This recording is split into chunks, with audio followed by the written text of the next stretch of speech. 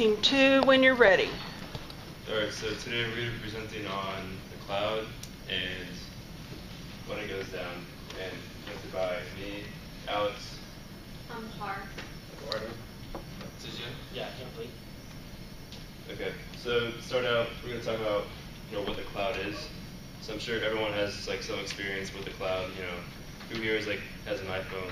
They upload photos or whatever, music onto the cloud. That's what that is. So define the cloud. It's defined as elastic leasing of pooled computer resources over the internet. So that can include computer power, databases, storage, applications, stuff like that.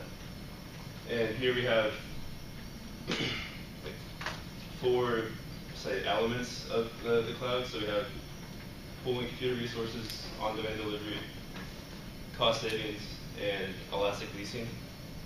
So pooling computer resources, that means you access your data, your files, any sort of storage you have will go onto the cloud, like onto the internet, so you can access it there.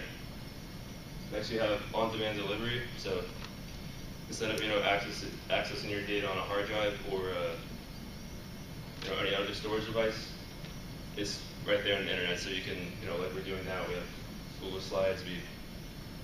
I did it on my computer, and then I went on over here and accessed it on this computer. So that's that. Then we have cost savings. Before we go into cost savings, we have to distinguish private cloud and the public cloud.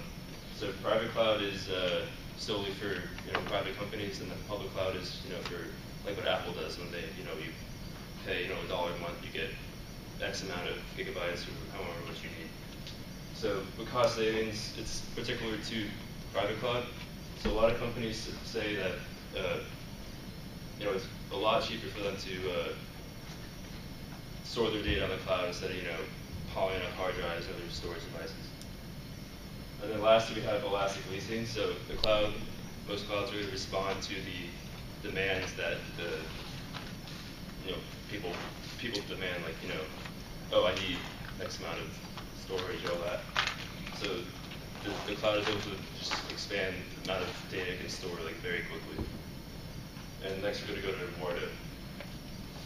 So the drawbacks, so whenever the cloud goes down, you lose a lot of features. So one of the big features you lose is productivity. So you lose all sorts of files, documents, data that employees use. So whenever the cloud goes down, how are these employees going to continue working? So that's a big drawback, productivity. The next slide, we'll get more detailed information on how to stay productive. When the cloud goes down, security and control and being hacked, those are connected with each other. You lose all sorts of encryptions, firewalls, so you're at high risk of being hacked. So you can lose all sorts of data from customers, private data, like employee data, like all sorts of information that is can be critical when someone else has that data. And you also lose control of your own files, like I said, like customer files and all that. So now we'll be talking about productivity and how to stay productive.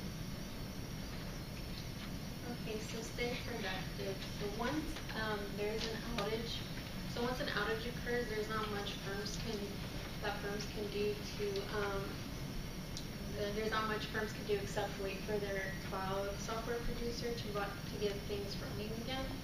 But in the meantime, there is proper advanced planning that can help you stay as productive as possible. So having a contingency plan, every firm should have a disaster recovery plan to address cloud-based outages. So determine which of your processes are mission critical and center your plan around those. And also you should understand your workflow and know which steps you can take without software. And then the next one is backing up your most vital data off the cloud. So organizations should also have vital data available in the event that they're not able to access the cloud. So many software providers now allow customers to export data on a regular scheduled basis, and they can even automate this process. So, for example, you can get client copies and client lists and copies of returns. So in that way, you can stay productive and have something to work with when there's an outage. And then consider business continuity insurance. So this type of insurance is affordable for even smaller firms, and it can reimburse you for lost time. Depending on what insurance you have, the company has, it will even pay for the actual loss of business income. And the next slide, Andrew will talk about prevention. Okay. In addition to the steps to reduce the chance of cloud outage, I think the most important is choosing the right vendor. When renting or potential new cloud providers, please pay special attention to the following. You need to check in their security procedures, practices, and credentials. You need to make sure vendors compliant with all security regulations.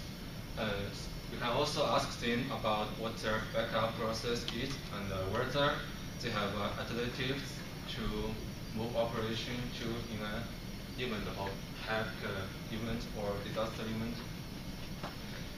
You can also look at their history of responding to the outage events and how quickly they get up from the events and running forward.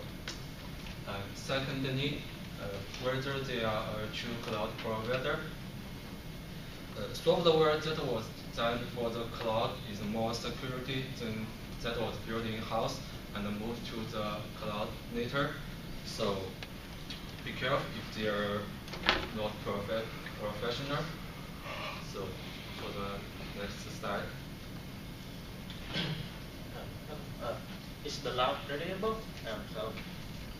Server that in the house, so can constantly update and can access data remotely.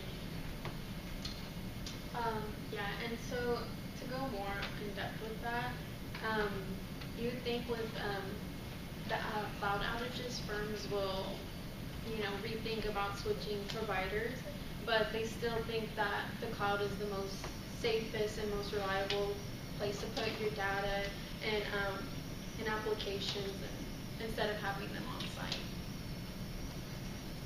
And we have a quiz, but we'll save that for next time. Ask questions? Any questions regarding the